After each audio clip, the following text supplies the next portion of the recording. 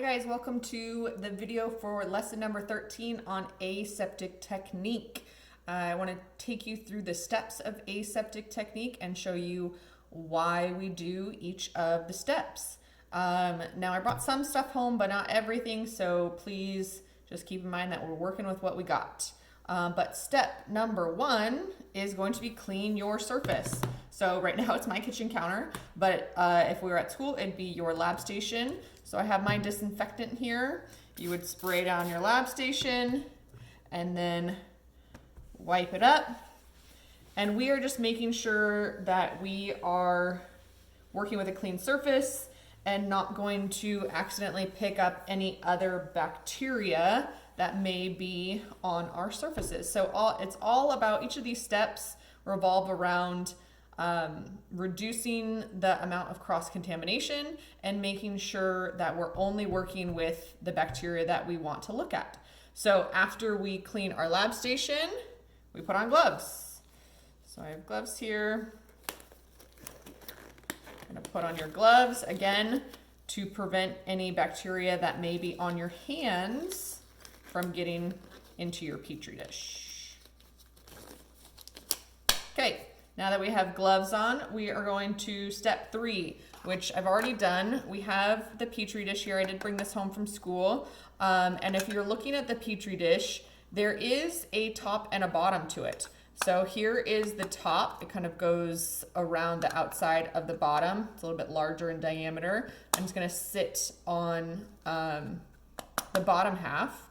And if we were at school and we were doing this for reals, there would be a layer of what we call nutrient agar in here, which is kind of like a jello substance that provides nutrients for the bacteria to grow on. So that would be in the bottom there. But what you're gonna do is you are going to flip it over and you are going to label it with a Sharpie. You're always gonna put your name or your initials so you know whose it is, the date so you know when it started growing, and then the name of the bacteria. I just put E. coli because that's a very common one that we grow. And you can notice that obviously I put it on the bottom, and that's because if this lid comes off and then it gets mixed up, the lid gets mixed up, you wanna make sure that you know the bacteria is gonna be growing on this side, so you wanna know what the bacteria is and the information to stay with the bacteria. I also put it around the edge right here because we want to keep a clear view to be able to observe our bacteria growth once we see those colonies start to pop up.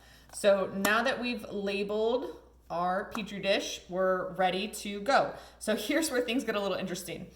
This candle is gonna be our Bunsen burner because we're gonna need a flame. And then this bottle is going to be our bacteria slant. So this would normally be a test tube, and we call it a slant because it would have a slant of that nutrient agar that I just talked about in the bottom of the petri dish, because we want the bacteria would be growing in here and it needs food to continue its growth. So you would have a slant of the nutrient agar in here, and that's where the original bacteria is growing in the test tube. Okay, so the idea is that we're going to take the bacteria from the slant and we are going to isolate it and try and spread it out on the petri dish to try and grow new colonies. Okay, so cross-contamination is really huge here, so we have to be very careful. We are going to be using the inoculation loop. I did bring one of these home. In our class, we use the plastic ones because they can just be thrown away. But in a lot of the other videos that you'll see metal inoculation loops. You saw that in the last lesson when we were talking about gram staining. And for this one, it opens up just kind of like a string cheese. And you want to kind of get it started, but not take it all the way out. And then we'll be ready to grab our bacteria with this end that has a little loop on it. Okay, now here's the tricky part. We got to kind of do a couple things at once. So because this isn't open yet, I can put it down, and you are going to open the lid of this slant but we need to be able to hold on to the lid of the slant and not put it down, because again, we don't want to add different bacteria into our slant. So the way you do that is you use your pinky, kind of get it started, and then you use your pinky to take it off and open it up like this. I still have this in one hand, I have the bacteria slant in one hand and the lid in the other. This would be my Bunsen burner, the flame would be on, and I would quickly, 1, 2, 3, pass the lid or the top of the slant, the neck of the slant over the flame of the Bunsen burner about 3 times. And that not only kills the bacteria that could be on the outer edge of the slant, but it also creates an outward movement of air. So because of that temperature change, that heat applied to the neck of the slant, the air would be moving out, so that prevents bacteria from coming into our slant. So I take it off with my pinky, 1, 2, 3. Now I'm ready to use my inoculation loop. I don't put the lid down. I just keep it in my pinky, but I grab my inoculation loop and I would pull gently, put this in and just slide gently, just grab a tiny bit. You don't need a lot. I'd grab a tiny bit of bacteria from the slant, and then I'd be ready to 1, 2, 3, flame this again before I put the lid back on. Okay, so you would take the lid off with your pinky, flame 1, 2, 3, grab with your inoculation loop, flame again, 1, 2, 3, then you can put the lid back on and you are done with the bacteria slant, and you can put that aside because now you have your bacteria here on the inoculation loop. Okay, so now that I have my bacteria on my inoculation loop, then I am going to transfer it to my Petri dish. Okay, now when you're doing this, you want to make sure that you are not exposing the nutrient agar and the inside of the Petri dish to more bacteria. So we're going to do what's called clamshelling. So you can see right here, I'm just going to open it slightly like a clamshell. I'm not going to take the lid all the way off and put it down. I'm not going to just lift it off. I'm just going to slightly clamshell it open. Okay, so you're clamshelling open the Petri dish, and then you are going to swab the plate. Now let me take a little time out and show you what I mean by swab the plate. So I'm going to put this down to the side, and I have some paper here to show you what it looks like with a pen. So what you can do to make it easier is you can draw a T. So you draw a half of a line like that, and then you quarter this side. Okay, I'll do it here too. So a half a line and then quarter this side. You can even put it on the bottom, especially if you're new to swabbing. There's no harm in just drawing a line across and across. Once you get good at it, you don't have to, because this could obstruct your view of observing the bacteria, but it's a good thing to practice. So we're going to pretend that my pen is now my inoculation loop and I have a little bit of bacteria here. The idea is that you have 3 quadrants, right? Here's quadrant 1, here's 2, and here is 3. So I've got these 3 quadrants, and we want to try and spread out the bacteria. We want to isolate just a single colony. So the way you're going to do that is, obviously we're going to start with the bacteria here. It's going to be the most concentrated in quadrant number 1, right? Or area number 1. It's not really a quad because there's only 3.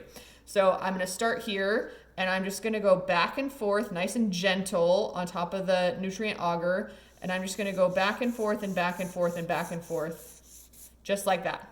Okay, then I'm going to give my Petri dish a quarter turn.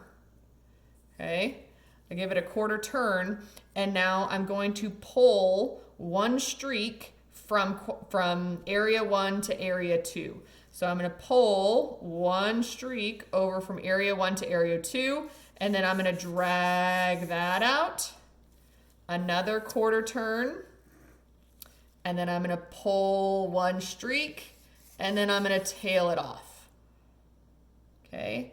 Now the idea is that here is where the bacteria is going to be the most concentrated, and then over here is going to be where we'll be able to see those individual colonies. And I'll put pictures on the lesson to show you what it actually looks like in real life. Okay, ready? Let's do it one more time.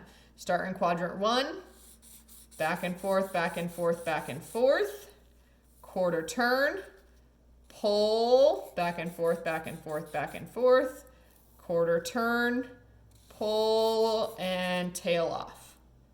Okay, so I'm gonna have you guys practice this during your lesson, but that's what it looks like. So let's see that in real with the actual loop and the clamshell technique. So here I can see I drew my lines. So this is my quadrant run. I have my bacteria here. Now in real life, you would not put this down anywhere. It would be right after you grab the sample from the bacteria slant and you would go right into it. So I'm going to clamshell open, start here, drag, and then close. And then quarter turn. This is where the lines help because you can actually tell when you turned it a quarter turn. Then I would drag and back and forth, just in quadrant 2. And then finally, my last quarter turn, drag, and then tail off. And that's it. Okay, so now I would be able to spread out that bacteria and isolate a single colony.